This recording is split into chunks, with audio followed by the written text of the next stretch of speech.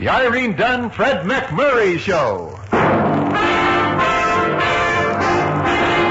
Starring Irene Dunn as Susan and Fred McMurray as George. Together in a gay, new, exciting comedy adventure, Bright Star.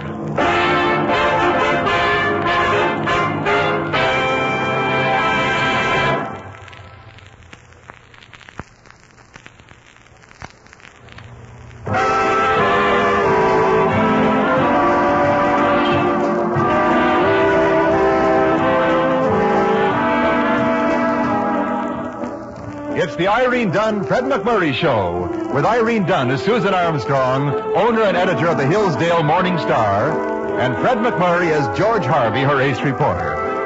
Well, it looks like a big story is breaking, and we find always on the job George Harvey at the scene of a 4-alarm fire.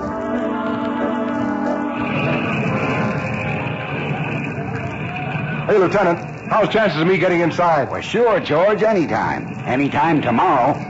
Keep back of the lines, everybody. George! Oh, hello, Susan. Come down here to check up on me? No. I knew you'd put in a hard night here, and I thought you might like a sandwich. Oh, thanks. This is the first time in my life an editor's waited on a reporter. Did it just for little old me, huh? Well, no. The paper set up a canteen for everybody. Oh. Well, you better get back on the job so that you'll have a story for tomorrow. One moment, George. Yeah? I've got something important to ask you. You don't approve of me as an editor, do you? Oh, now, Susan, this is no time to discuss that. The third floor is about to cave in. I insist on an answer, a truthful answer. Okay, you'll get it. Give me an old-fashioned editor who needs a shave, sleeps in his pants, and cusses you out till a fly won't light on you. I see. Well, you needn't flex your biceps for me. You're a strapping brute with all the social instincts and the grace of a backward caveman. Good night. Good night. How do you like that? Never trust a dame when they ask you to tell the truth about themselves.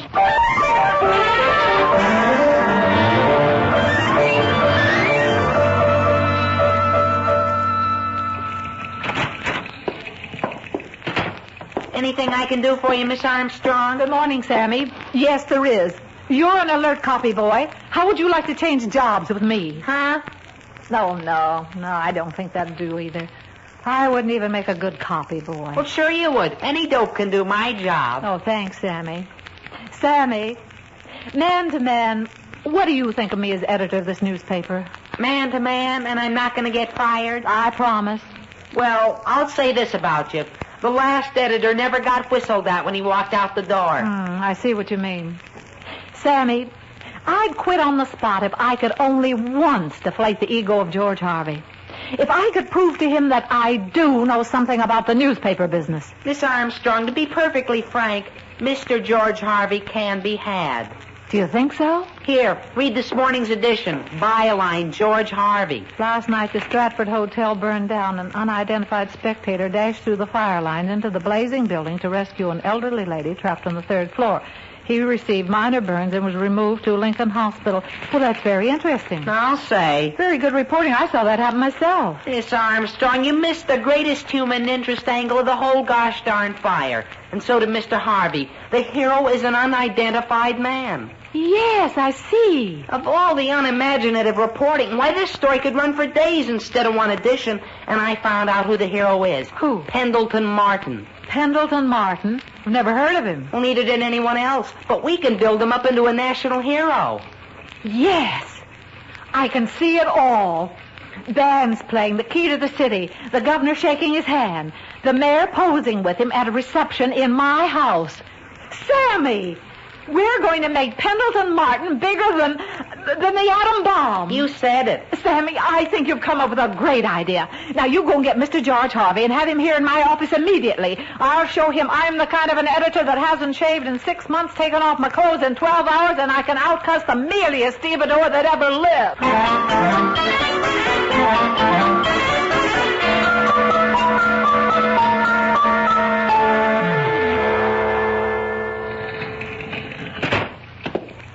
You sent for me, Susan? Yes, I sent for you. I'm going to pass on some information to you, George, on the subject of imaginative reporting. Oh, goody. I'm going to get a lesson in journalism. Imaginative journalism. Thank you, Master. But you can't imagine what an imagination I've got. Now, take last week when I was covering the beauty contest. There was a certain blonde... That's not imagination. With your type, it's just instinctive reaction. George, my paper needs increased circulation. My kind of imagination increases my circulation. I'm looking for a big story, something extraordinary, something sensational. No fooling. You got a thought there, all right. Well, let's see. I could go out and bomb the city hall, or how about a nice hatchet murder? I think for about $5 I could get a guy I know to hack up his mother-in-law. Now, save it, George.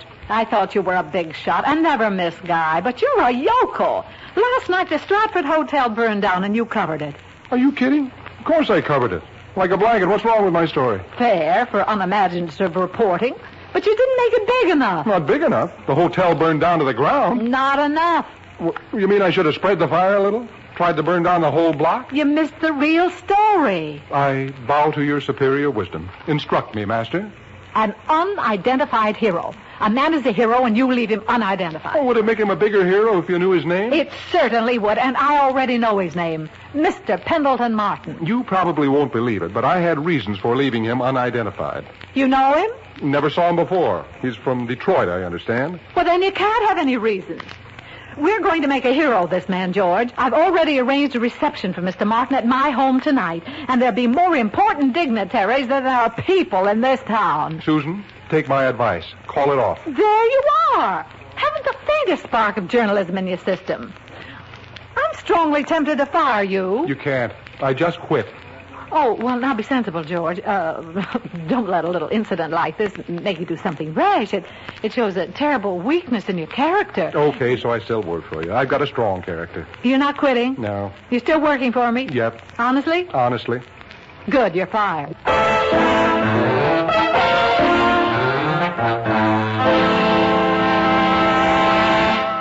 Miss Susan, I think you're making a big mistake. Georgie Porgy is a pretty smart slicker. Patience, as my housekeeper, run the house and I'll run my business. You said run, not ruin, didn't you? Have you fixed the hors d'oeuvre yet? Hors d'oeuvres. I've been working on them for 6 hours steady, and I'm dragging. There's the doorbell. Will you see who it is, please? Oh, sure. I've got 6 arms, 10 legs. I'm an octopus. Well, Georgie Porgy put 'em in pie, kissed the girls and made 'em cry. Kick the girls, Patience. I chewed nails at the age of 9 months. Well, George, I can't imagine what in the world brings you here. No, nothing much. I was just wondering if you'd ring me in on this soiree tonight. You know, for public hero #1. Well, I thought you considered this reception ridiculous. I do. I think you've really flipped your wig, but I'd like to be here for laughs. George, you're not ingratiating yourself to me exactly. Well, what do I have to do to get in? Buy tickets? There's no need to beat around the bush. If you'd like to work this story for me, you can cover it from the woman's angle, the society page. I can come, huh? Sure, I'd like to have you. You may pick up a few tips on good journalism. Uh-huh. See how a great story's engineered. Yes, you can come, George. Thanks. Oh, and George, after you write this up for the society page, I'd like you to put in a little time in classified ads. I think you're kind of mixed up, Susan. Off your rocker, if you'll pardon me. Listen, you cover this story the way I want you to. I'm not working for you. What? No. I'm working for your competitor, the Hillsdale News.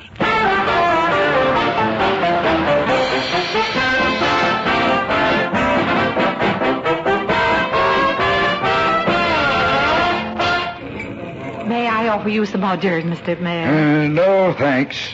When is our hero going to show up? Oh, any minute now. I'm expecting him momentarily. He was supposed to be here at 8:30, Susan, wasn't he? It's almost 9. He was severely burned, Mr. Harvey. It's probably taking him some time to get here from the hospital. But I thought your paper said he only suffered minor burns. Her paper? I thought you worked for Miss Armstrong. No, not anymore, Mr. Mayor. I've moved over to the news. Is that so? Well, I thought this whole business was being sponsored by Miss Armstrong's paper. I'm very democratic. Did you know there was something wrong with my imagination? Mr. Harvey, may I speak to you privately a moment? Oh, yes, certainly. You will pardon us, Mr. Mayor? Yes, pardon us. Now, George, I have a few well-chosen words to say to you. This isn't exactly the place to talk business, is it? Well, what's wrong with it? Well, we're in the kitchen. We are? Oh, yes, I hadn't noticed. Well, I guess you're the kind of woman who wouldn't have much to do with the kitchen. Executive type. Let me show you what you're missing, Susan. Now, this white box here is a refrigerator. I invited you here, but I won't have you spoiling this reception. And over here we have a stove. You see, many foods must be cooked before they can be eaten. If you have some low, mean trick in mind to discredit the Morning Star... Here's a very handy little gadget. It's called an apron. You put it around your waist, and it's a lot cheaper than tailored suits, and you have no idea how much more feminine it makes a woman look. You know I've never noticed before, but you have a look of a low beast in your eyes. Yes, I don't know what it is with me. It brings out something primitive in me to see a woman in the kitchen. I know you're up to something. No, not a thing. I just want to cover this story. I wouldn't miss Mr. Pendleton Martin's introduction to society for anything. You've been quietly leering about something ever since I mentioned making him a hero. Have I? What nasty little ideas lurking in the barren wastes of your brain, George? Miss Armstrong, we got trouble. It's Pendleton Martin. Pendleton? Sammy, what is it? Where is he? He's in jail. What? What a headline. Hero makes bucket. George, don't you dare. What happened, Sammy? Quickly. I tried to stop him, honest, but he's big, Miss Armstrong, big and powerful. Oh, right, Sammy. What did he do? He beat up 3 sailors. Oh, this is terrible. What are we going to do? Well, I suggest that you move the reception down to the pokey. I didn't ask for your opinion. I'll get him out somehow. Still think you can make a hero out of this guy? Of course I can. It's perfectly clear that the fight was just a little misunderstanding. The sailors didn't realize Mr. Martin was our man of the moment, a hero, a fine, courageous, self-sacrificing hero. According to the dope I got on him, he's got a Sing Sing diploma, and he was once a draft dodger. What? Yep. And to round out this noble character, he hates animals and kids, was disowned by his mother, and can't speak 2 words without turning the air blue. George Harvey, you let me go ahead with this thing, and you didn't say a word. Well, I haven't got any imagination, remember? I'm not creative. Well, this is certainly a great lesson in journalism. You've imagined yourself a big, popular hero. Now, I'll be very interested to see how you imagine yourself out of it.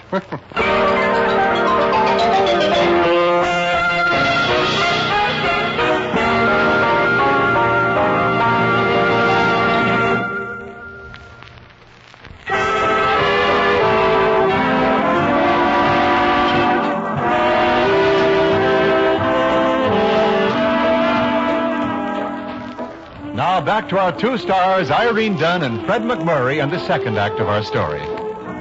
George Harvey, after, shall we say, a slight disagreement with his boss, Susan Armstrong, quit his job as reporter on the Hillsdale Morning Star and went to work on the opposition paper. At the moment, Susan, accompanied by Sammy, the office boy, is trying to release her big front-page hero, Pendleton Martin, from jail. If it's the last thing I ever do, Sammy, I'll show George Harvey that Pendleton Martin's a hero. Just keep listening to me, Miss Armstrong, and you can't miss. Now, all we got to do is get him out of jail. And that'll only take another moment. Oh, jailer. Yes, ma'am? I have a court order here to release Mr. Pendleton Martin. You have, huh? Now, that's nice. Yes, isn't it? Can't do it, lady. And why not? Somebody beat you to the punch. George Harvey. Now, wasn't that downright sweet of him? Yeah, sweet as crushed vinegar. Now, if I know George Harvey, and I know him, he'll hold the biggest part this town has ever known for his paper just to discredit your attempt to make a hero of Pendleton Martin. He'll ruin you. Now what am I going to do? Miss Armstrong, to coin a phrase, you look tragic enough to be my mother-in-law, if I had one. Sammy, to coin another phrase, you got me into this pickle, and you darn well better get me out. Well, stop worrying. I've already got it figured out. Now, my advice is to get Martin away from George and get him out of town before anybody finds out about him. Very brilliant. But first we've got to find George Harvey.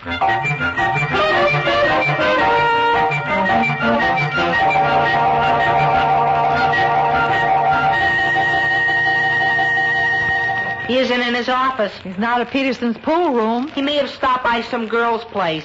No girl would go out with George. That isn't true. I got a duplicate copy of his black book. It's loaded. Oh, well, give it to me. Okay. Which one shall I try first? Well, it's pretty hard to outguess George, but my personal selection would be Connie Randall, the home type. Okay. I'll try her.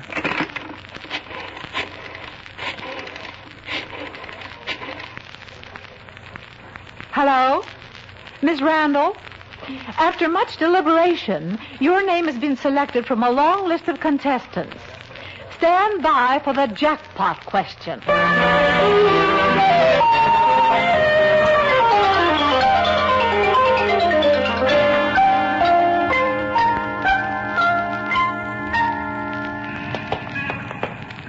He wasn't at Miss Randall's. He wasn't at Miss Durfee's. He wasn't at Miss Ulrich's. He was at Miss Dempsey's. He was at Miss Fowler's. He was at Mrs. McGraw's. Mrs.? Don't count. She's his aunt. Sammy, where are we going? Just follow me. He's down here in this basement. Well, I'm going in alone, Sammy. Okay, Miss Armstrong. See you at the office. Good morning, Mr. Harvey. Susan, I'm about to make a move. Just what are you doing? I'm playing checkers with a janitor. George, I've hunted all over for you. Well, that is a surprise. I thought you'd be out of town by now. All right, George. You've got the upper hand right now. I'm not prepared to play cat and mouse this morning. You come about the boiler, too, lady? I beg your pardon? This is Miss Susan Armstrong of the Morning Star. Oh, is that right? Say, this thing is getting big, isn't it? Samuel H. Garrity's the name, miss. Married to a Dickerson girl. Born right here in Hillsdale. Got 3 kids. All live away. Yeah. A big story in Samuel. Yes, sirree. Boiler blew up last night. There was water up to your ears. George, I don't think you'll get the Pulitzer Prize for this one. Oh, I'm making something of it. It just takes a little imagination. I think I can get our friend here to blow the boiler up again and really do a good job of it. He's married to a Dickerson, you know. Yes, sirree. Got 3 children of my Where own. have you hidden Pendleton Martin? Hidden him? Are you preferring a kidnapping charge? Like I said, I adjusted the controls and forgot about the darn thing. And Oh, thanks, Samuel. I've got the whole story. Let's get out of here, Susan, before we have to swim out. George, where is Pendleton Martin? Up in my apartment. In your apartment? Now, don't worry. The door's locked.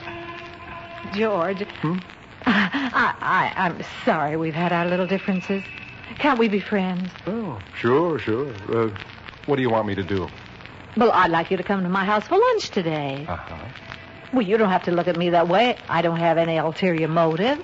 I simply like to have you come to the house for lunch today. Oh, sure. I get it. After lunch, what do you want me to do? Take Martin out and get him lost, maybe? I had no such idea. Just a plain, simple lunch, huh? That's right. Mhm. And afterward, we could relax, get better acquainted. Oh. I may have been a little hasty firing you. Yeah. Well, you'd have to pay an awful lot to get me back. Well, I might be willing to. Is it a date? Sure, I'll be there. You know, I think I'll keep Martin locked up in my room permanently. He's like money in the bank.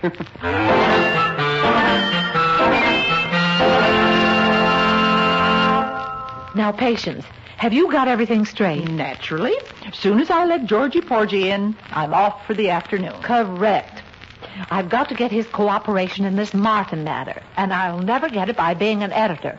So I'm going to play it like one of those cute numbers in his black book. Well, this I'd like to stay around and watch. I want to show him I can run my house without help. Mr. Harvey likes fluffy little things in kitchen aprons.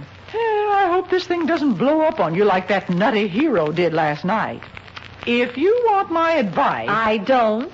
Well, just keep listening to Sammy, the office boy, and see how far you get. Oh, here he is now. I'll run into the kitchen, and you send him out to me. Okay. Good luck, Cleopatra. Good day, Patience, bird of paradise. Hiya, Georgie Porgy. Is the Duchess in? Quite. You'll find her out in the kitchen. You mean her ladyship is actually in the scullery? Rather. Knocking together sandwiches with her own little pinkies. No. Isn't it romantic? It's amazing. Well, see you around. You're leaving me alone here with her? You aren't scared. Well, just between you and me for the first time in my life, yes. Don't tell me a big hunk of stuff like you is afraid of a little thing like her. No, not her. The food. She never made a sandwich in her life. It's liverwurst. She can't do a thing to it. Oh, thanks, Patience. You reassured me. Be seeing you. Hello. Anybody home? Oh, George. My, is it that time already? I'm afraid you've caught me at the stove. Well, that's okay. It isn't lit. I mean, I was just finishing the lunch. Do you like liverwurst sandwiches? Just plain liverwurst? Uh-huh. Nothing else? No, just plain. Love 'em. You don't mind eating here in the breakfast nook, do you? It's more homey, I think. Anything you say. Anything I can get you? Cigarette? Ashtray? Well, you don't happen to have something cold in the refrigerator, do you? There's ice cubes, I believe. Forget it. It's not important. Oh, something to drink, you mean. I completely forgot. I made some punch. It's in the living room. Punch? Well, try something new every day, I always say. My arm, madam? You haven't mentioned whether you like me better in an apron. Apron? Oh, that's it. I knew there was something different. Yeah, it's quite a change. Not bad. Thank you. Here's the punch on the piano. Would you like to pour? Glad to, but where is it? Can't you see the punch?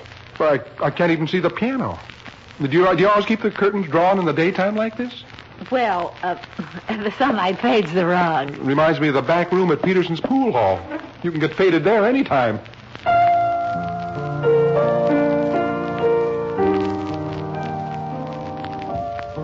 Come on, sit down here beside me. No, I don't play a note. Oh, well, come on, sit down anyway. Well, I did used to do a pretty fair job on chopsticks. Stop it. Stop it, George. George, listen. This is an old favorite of mine.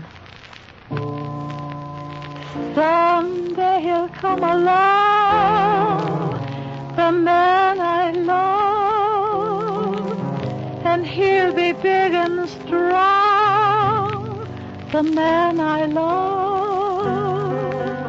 And when he comes my way, I'll do my best to make him stay. We'll build a little home just meant for two, from which I'll never roam. Would you? And solace above, I'm waiting for the man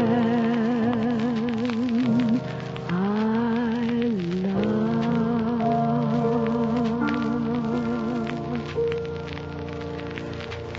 Doesn't that song do something to you, George? Yeah. That's sort of strange seeing you at the piano instead of at a typewriter.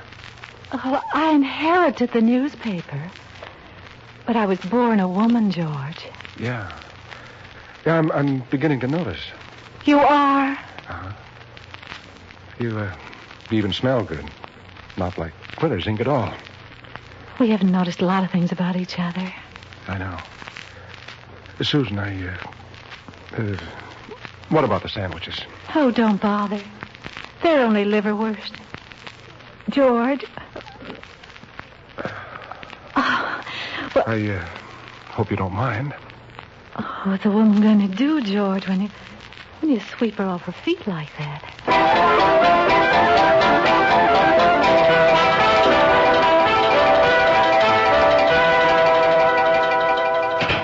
I'm home, Miss Susan. How'd you make out with Muscle Man this noon? Everything was wonderful, Patience. It worked just like I thought it would. Oh, darn it. I still say I could have watched from behind the curtains. Men are so weak, Patience. Even the strong Mr. Harvey. He was like putty in my hands. I swept him off his feet. He left in a daze.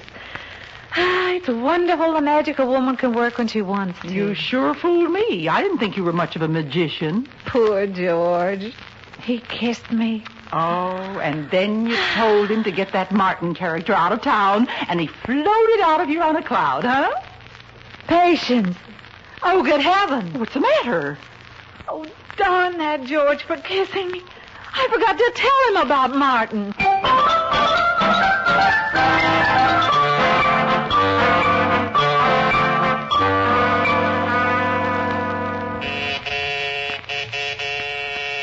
Come in, Susan. How did you know it was me, George? I was expecting you. George, where is Pendleton Martin? You've got trouble, Susan. He's escaped. He what? Yep. He's pretty good at picking locks, I guess. Well, you've got to find him. Oh, he's probably on his way out of town by now. He left with my best suit, overcoat, and typewriter.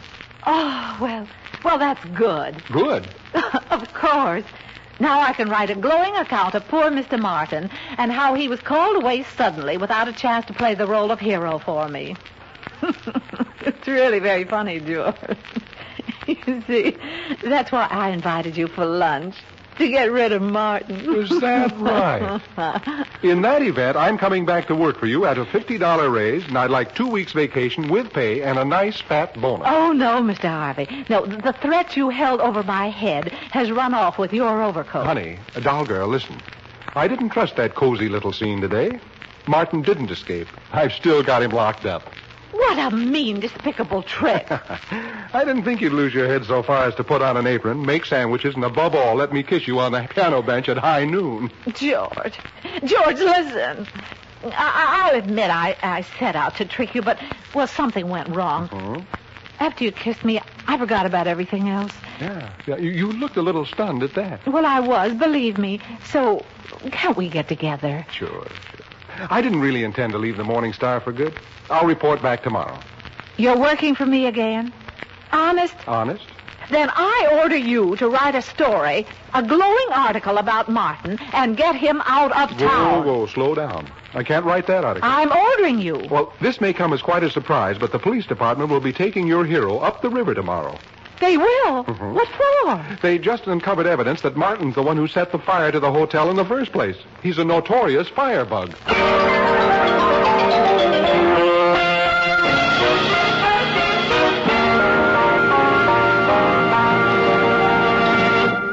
Our stars Irene Dunn and Fred McMurray will be back in just a moment.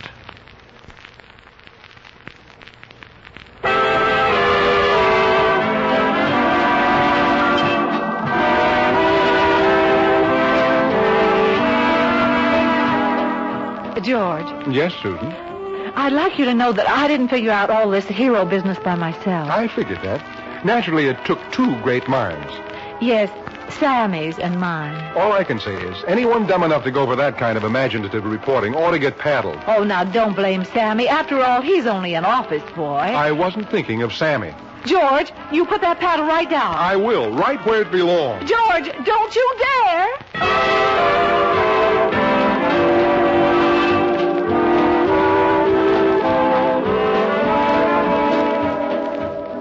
Irene Dunn and Fred McMurray will be back next week in another exciting comedy adventure in the gay new series, Bright Star. This is Wendell Niles inviting you to join us then.